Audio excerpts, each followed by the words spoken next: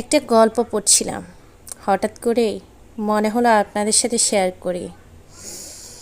গল্পটা হচ্ছে একদম সত্যি, একদম বাস্তবের সাথে মিল। একদিন একটা সাপ ভুল করে একটা ছুরিকে, ধারালো একটা ছুরিকে স্টুপভাবে জড়িয়ে ফেলল।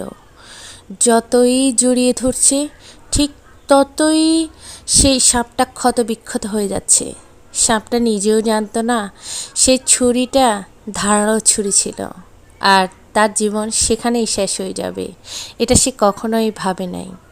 যে কোনো সম্পর্কে জড়ানোর আগে হাজারবার ভাবুন, একবার নয় বারবার ভাবুন যে সম্পর্কে জড়িয়েছি সে সম্পর্কটা স্থায়ী নাকি অস্থায়ী, কিছুদিনের জন্য নাকি সারা জীবনের জন্য। আপনি যাকে ভালোবাসবেন তার সম্পর্কে আগে জানুন, তারপর তার সাথে সম্পর্কে জড়িয়ে যান।